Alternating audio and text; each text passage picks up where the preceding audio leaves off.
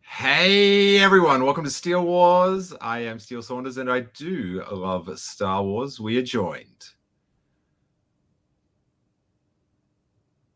by the tall hat wearing, beard chin glazing Hawes Burkhardt. How you doing? How's it going, buddy? I'm good. Bit pressed for time. I gotcha. Yeah, as I discussed.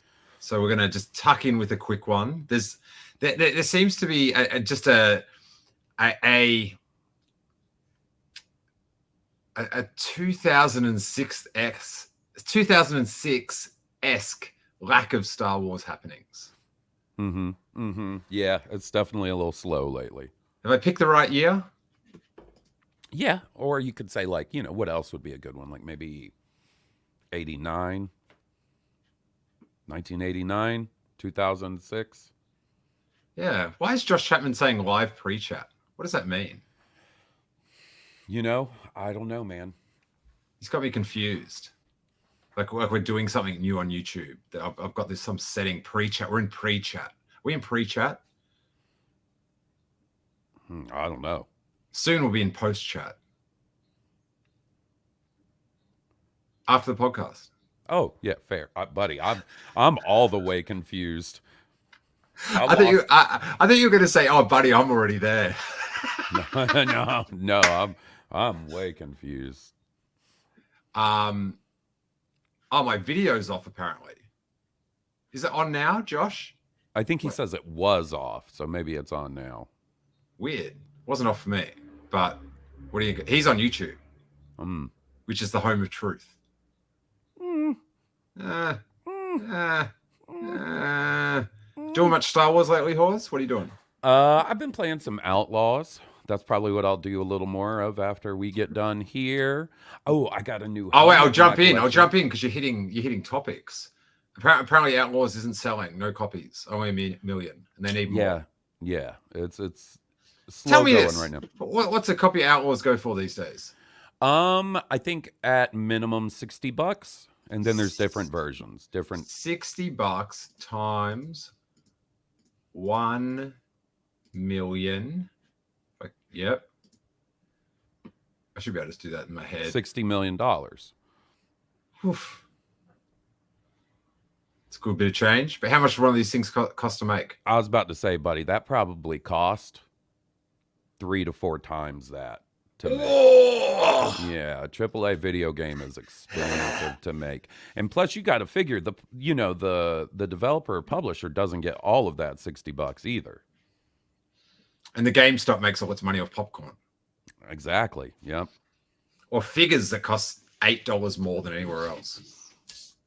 And I'm being generous. I got this. This is one of my newest additions to my Star Wars collection. Darth Revan helmet. I thought it was in a box, but it's got a hood. Yeah, it's got a hood attached to it, which is interesting. What is that? Knights of the Old Republic? Sure is. It's kind of on topic because it is also a video game.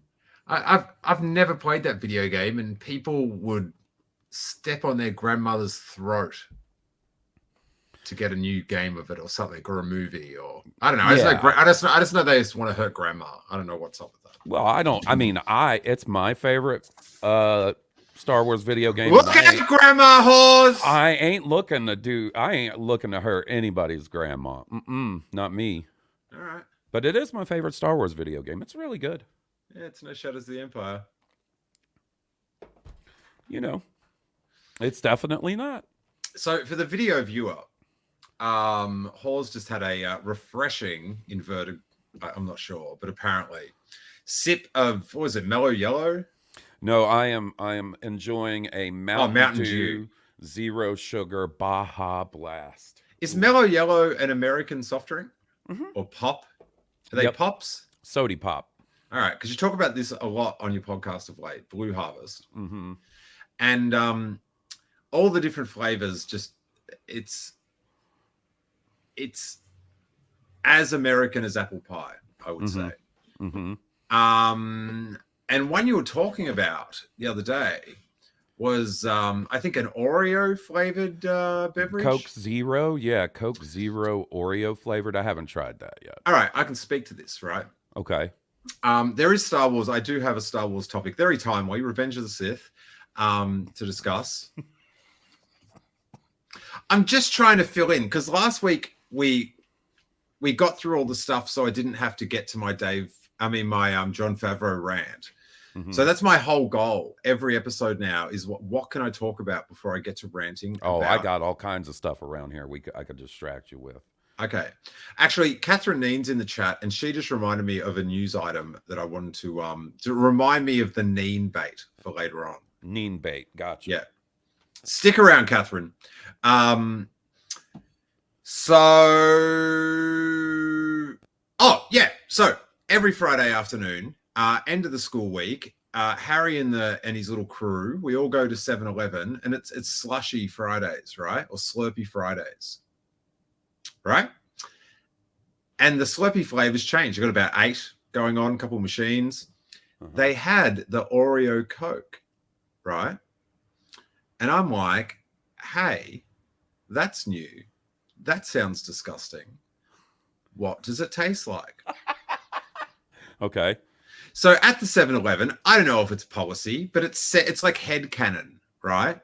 Where you can try a little bit of the flavor and have a little samp to see if you like it before you fill it all up, because it's self-serving, right? Yeah, before you go all in on a full cup. Yeah, and I remember being a young skateboarder, and those samples, they were pretty extensive at the time. Mm-hmm. You really wanted to get a feel for almost the whole mix. The tasting notes. Yeah, because sometimes in the first bit, it doesn't quite give you the full flavor, right? Mm-hmm. Anyway, they've got the Oreo cookie thing. Frosted chocolate dirt.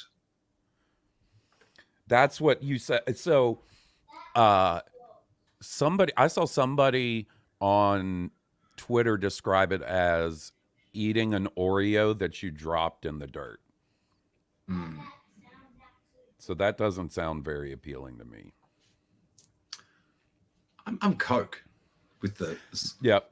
You know, that actually came up in one of our episodes where Will was like, well, what kind of soda does Steele like? And I know this about you. I said, Coke when he goes to see a movie. Regular Coke. Wow, I got to relive some young skateboarding adventures the other day. We went and saw The Wild Robot. Right? Oh, how was that? I've really been wanting to see that. It was pretty good. All right. Pretty good. A nice one for the mums or the momes, whatever. All of them worldwide. And yeah, Harry had a ball as well. I enjoyed it. So anyway, because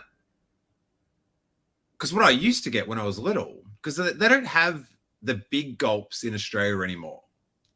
They just have Slurpees. They got rid of the soda. Oh, okay. But they used to have them, and the thing to get was the Slurpee, and then about a third big gulp to keep it really juicy. Ooh. So is that what you did? Oath. But I got to use the magic soda machine.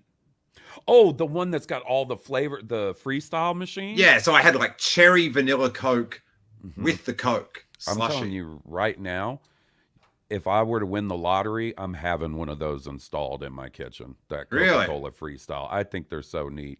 All right, well, leave some money over for the medical bills, okay? Well, yeah, for sure. Well, you know, I can't imagine it would take up an entire lottery's winning for a freestyle. I went to see a movie. I went to see the 4:30 movie, Kevin Smith's new movie. What? He's got a movie called the 4:30 movie. I've not heard a single thing of this, and I follow really Kevin Smith on all his little. It was really good. I actually really enjoyed it. It's kind of about kids in the 80s, like sneaking in to see movies and stuff and getting up to shenanigans. I love shenanigans. How about you? Oh, big fan of shenanigans. Oh, Nick Smith here. chiming in. A small Coke freestyle machine costs 21,000. Okay, that's definitely lottery territory then. Hey, and you got to check them all, because one of them at the theater, AMC, didn't have all the flavors. No, because sometimes. But then the next one had more flavors. They even have like flavored waters and stuff in there if you go real deep in the menu. Ah, okay. So if you go real deep, you can waste your time with a flavored water. That's good to know. Well, you know, flavored water in a cinema. Mm-hmm. Come on. I'm not going for it. It's not for me. Interesting. All right. I'm worked up, Hawes. Mm-hmm. Mm-hmm. On how long ago was Revenge of the Sith? 20 years ago? 80 years ago? Oh, next year will be its 20th anniversary. Gotcha. So 19 years ago and some change. Well, I fear change. Why isn't it going to the right screen? Wait there. So Nick Gillard just did an interview. Mm-hmm. And he revealed something which I don't know if it can be fully believed due to something else I read in one of these articles. Okay. But he said, Nick Gillard, stunt coordinator for the prequels. I think now he's never been used in the Disney era. And he's a little spicy about Star Wars, maybe. Yeah, he's a bit like the general tone, and I'm sure but his point of view is it was better when he done it, and that's sort of his point of view. That's how he sees things. So you take like that gaze through that, where he's coming from. But he has said that the infamous, I'm reading an article now from Games Radar, right? Beep, beep, beep, beep, games. Beep, beep, beep, beep, games. It's Games Radar's theme song, right? Mm-hmm. The infamous high ground scene in Star Wars Revenge of the Sith was Steven Spielberg's idea. Before we go into who said what about when to who, right? Mm-hmm.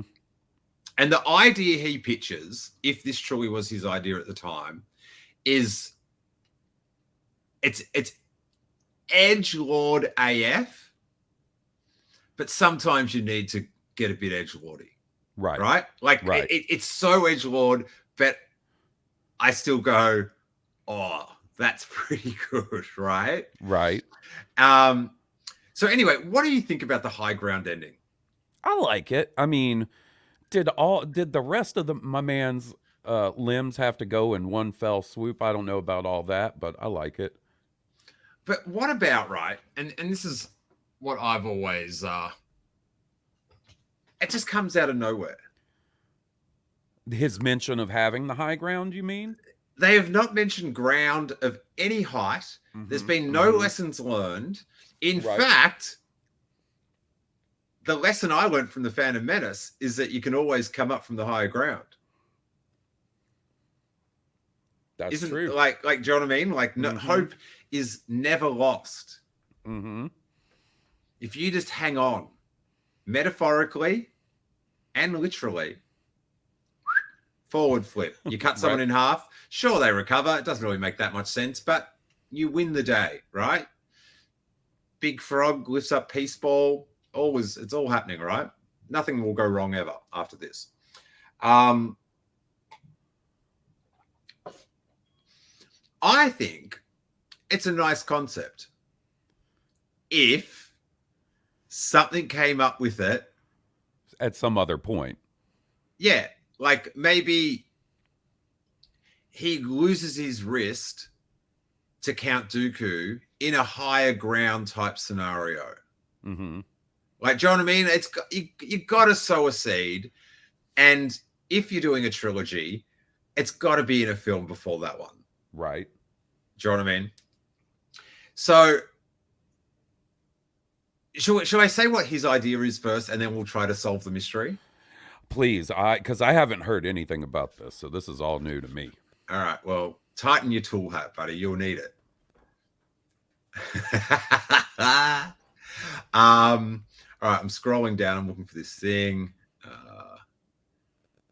Oh, good Lord. Don't tell me it's still in this article.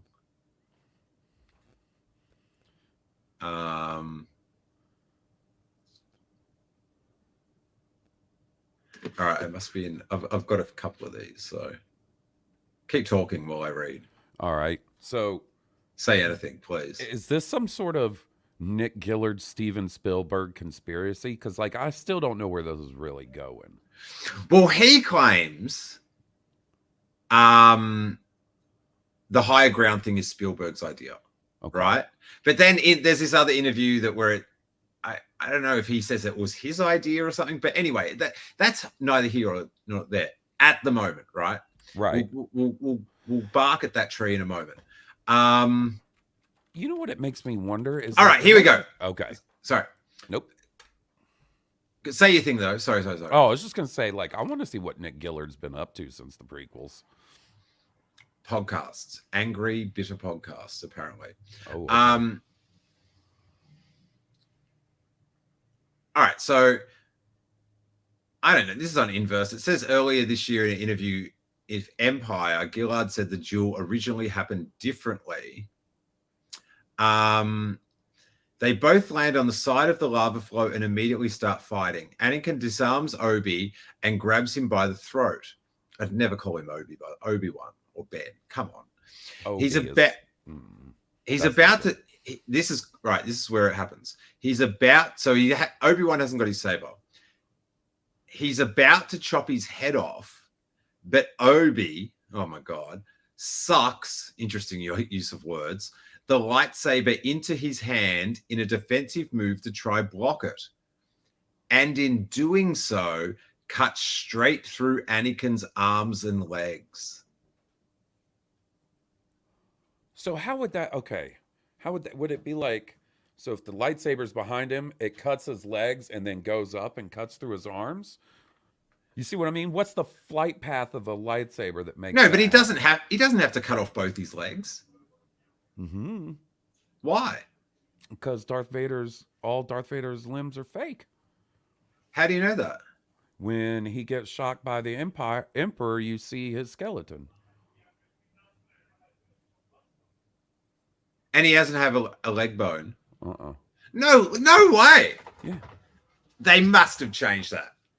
I don't know. I always knew that all his legs and his arms were all fake. That's fabulous. He was kind of torso boy. Now, we didn't have context. We didn't know he lost one arm, right? And then the other three in a, height difference situation. High ground. Got you. Well, I don't know how the lightsaber, I sort of thought maybe it did an arm and a leg at once. Okay. Because you've got to think about, like, it's coming off the ground or something. Maybe he catches it unignited, and in igniting it and turning the saber around to block it, he cuts off an arm and two legs. Maybe. And he's only got one arm with his lightsaber after that. And that's his robot arm already. All right. But that could be. Either way. The irony of Obi-Wan didn't really try to hurt Anakin or did all that damage to Anakin. It was actually in defense of his life. Uh-huh. And you can say the same thing about the higher ground thing, but about to chop off your head is pretty that's way gnarlier than just stabbing someone, I feel. Like a head chop is that's some That's a big deal. Mm-hmm. sort of action. So is he saying that was his original idea for how it would happen, and then Steven Spielberg suggested the higher ground stuff? Is that what's going on here?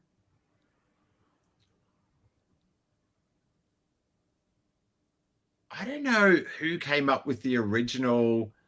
He sort of says in one article it was their idea or the original idea. But it says in this, Gillard's precise words were, I think that was Spielberg's idea, that scene. I might be saying too much now, but I'm pretty sure it is. The thing with that makes me feel like that could be true, it's the idea of someone that's had nothing else to do with the series. Hey, what if he said this? Like, yeah, but it doesn't build, like, we haven't done any. And listen, we know old Steven was not opposed to going and hanging out with George while they were making those movies. Love the hang. They love it. That scene where George in the making of the Phantom Menace, when he's giving Steven Spielberg the tour and showing off the battle droids and stuff. Oh, I love that. That was pretty dazzling, I do have to admit. I have to go in 2 secs. So this is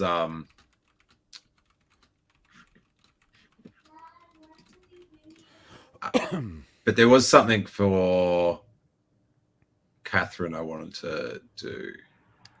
Oh yeah, the Neen bait. Yeah, I got to come through with the goods. What window did I have this on? Right there. Star Wars news. It came up in Star Wars news. Inverse also reports, actually, 10 years ago, Star Wars pulled off its biggest reboot ever and nobody noticed. It's an article about the 10-year anniversary of Star Wars Rebels. I think we did notice. Yeah, well, I think we all noticed. That's crazy to think that show started 10 years ago already. Oh my God. Well, the scary thing for me is I was at the premiere and it does not feel like 10 years ago. Yeah. I cannot find this article. Star Wars Andor. I forgot. It was Andor news. Oh. Wait there. It was. While you're looking that up, have you ever heard the story of George Lucas hanging out with Steven Spielberg on the set of Jaws?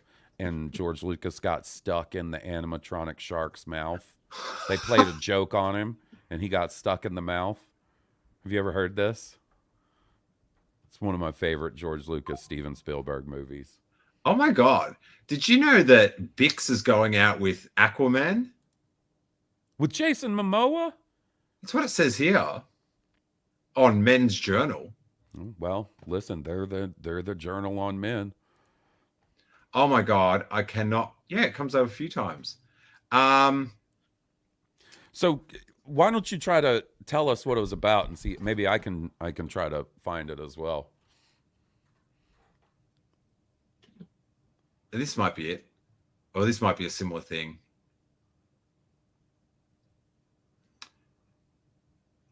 Adria Jonah says Andor season 2 is so much better than season 1.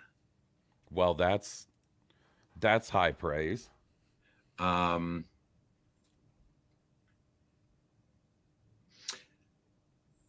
This is about Tony Gilroy. He's a really good chat and he's so funny. And the way he talks to me, no one believes in me more than Tony Gilroy. And boy, do I believe in Tony Gilroy. That's my editorializing there. Oh, I was about to say, did she say, and boy, do I believe in Tony Gilroy. Oh. No, that was me. Oh, here we go. The Neen bait's paid off. He sees things that I don't see. He sees my value as an actor. I'm like, I don't know if I can. And he's like, what are you talking about? Yes, you can. And I'm like, okay, yes, I can. He just believes in me so much. He's really turned into my godfather in this industry. Speaking of heads getting chopped off. Again, I added that in. So I started reading episode 1 and I was again like, it's not going to be as good. But it's effing better. She said a swear. Okay. I believe her. It's so much better. It is. What he has crafted and created is mind-blowing, and I can't believe I got to be a part of it. I have Tony Gilroy on speed dial. She said that, not me. Oh, right? Right. I don't think that man gets bothered by anyone else but me. I'm like, hey, Tony, do you think I should do this? Hey, Tony, how are you? And he's like, you're calling again? I just have so much respect for him. He's so talented, and he's really outdid himself on season 2. And I'd tell him as such if I didn't respect the restraining order so much. I added that bit in. Oh, man, you are so confused now. Oh, wait, what is going on here? What is going on?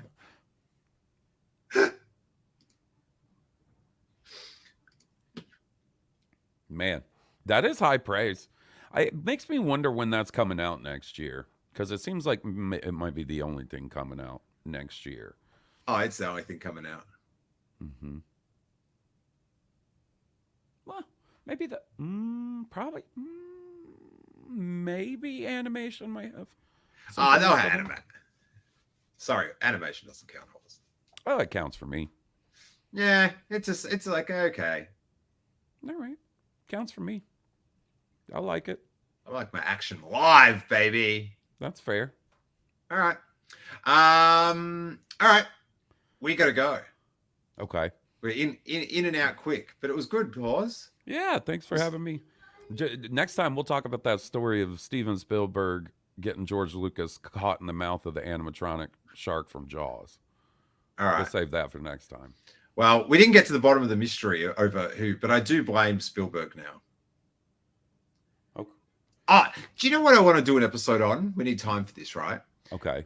Just changes you'd make all through, just little changes like that. Okay. Like in each film, you had 3 changes or something. Oh, I love there being a limit. Okay. I love this idea. We should do that. What do we start with? I think the funniest one to start with is Star Wars. Yeah, I think so too. Because it's the one that people are like, oh, yeah, I can't. Okay. I like this. I like this idea. And then I can tell you why my ideas are better than yours. You do love that.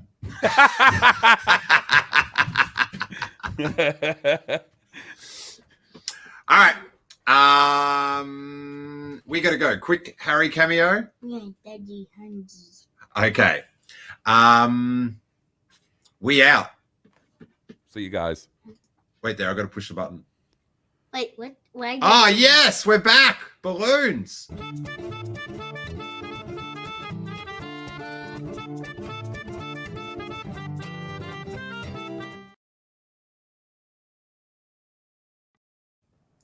Listen to Blue Harvest every Friday on iTunes. I forgot Hawes and his plugs. Thanks, buddy. Oh, there's big news in the Will camp this week. I'll tease that. All right. Enjoy the new soda machine, Will. Sorry. Oh, spoiler.